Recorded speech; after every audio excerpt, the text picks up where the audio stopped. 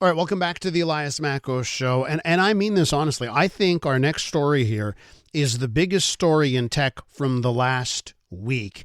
Now, Apple has removed its most advanced encryption feature, advanced data protection. They've done so just in the United Kingdom. Regulators there have been pressuring Apple to create a backdoor for user data. Now, Apple says they won't create the back door, but they will do this. It's a stunning development when it comes to encryption of data and user privacy. Let's head over to Mitch Joel now, tech advisor, investor, author of CTRL ALT Delete. Mitch, welcome back to the show.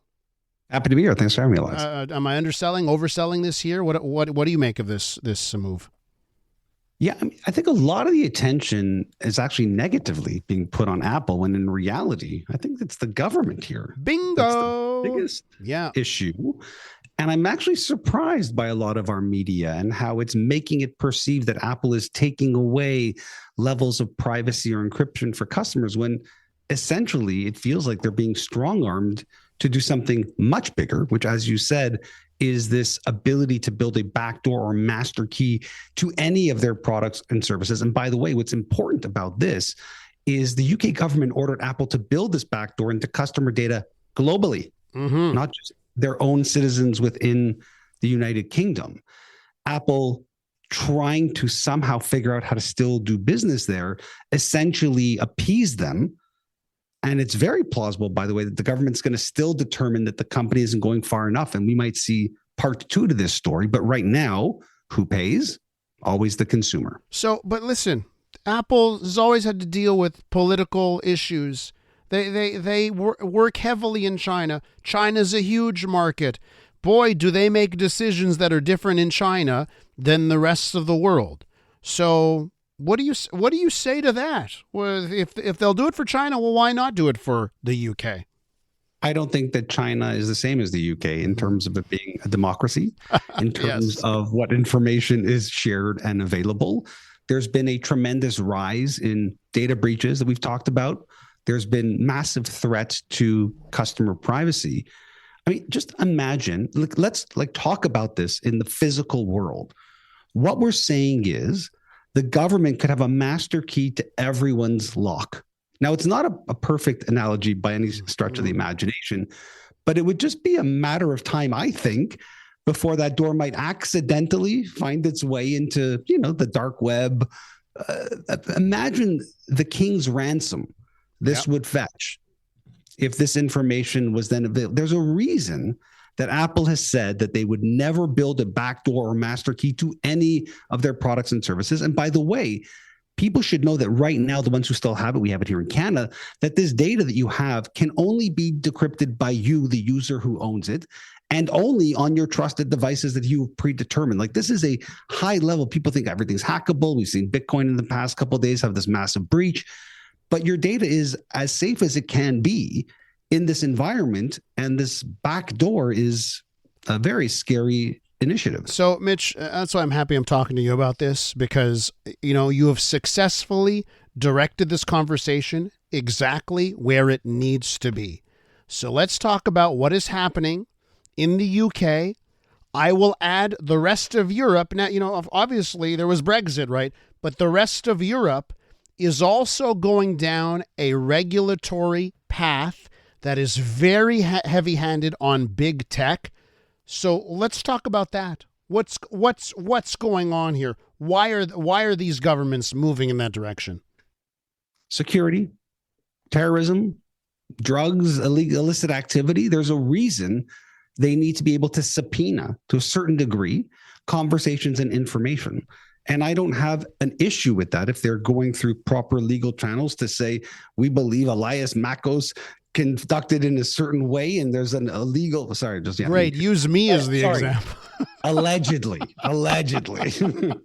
Yeah. But this is the situation that we find ourselves in, and the more and more we allow this as a society and don't have a conversation about it, we already have people don't seem to remember that we have laws in place that if you believe somebody is guilty of a crime, you need to access their text information. There's a process by which we can go through to get it. But to unequivocally have a government order that a backdoor be built or made accessible to a regular company, to someone else, we are sitting front row to what governments will do for potentially power, control, information. And by the way, like earlier this month, the Washington Post actually reported that the UK Home Office had demanded backdoor access to encrypted files uploaded not only by British people, but by users worldwide. I mean, this has happened earlier this month. And we should also say that Apple's not the only company here that offers end-to-end encryption. Google has it. They've been doing that, I think, on Android since 2018. Yeah. Meta offers the option to WhatsApp and backups and things like that. And by the way, those are currently still available in the UK. We'll see how long that doesn't. It's, again, being targeted to one organization. Yeah. They won't stop. They won't stop at just Apple if they're successful with Apple. We're with Mitch Joel, founder of ThinkersOne. So now I guess we got to make this segment a little bit political, Mitch, because you know, the last U.S. election was a bit about stuff like this. And it was, and I know Elon Musk, bad man, must remove citizenship. Elon Musk, bad man. Doesn't matter what he says. He's just bad man. Everything he says is bad. I know that is the madness of crowds kind of thing that's happening right now in society. But this was one of the things that the U.S. election was about, is a pathway to where governments get to have your encrypted data or not. So do we have to be talking about this a little bit more?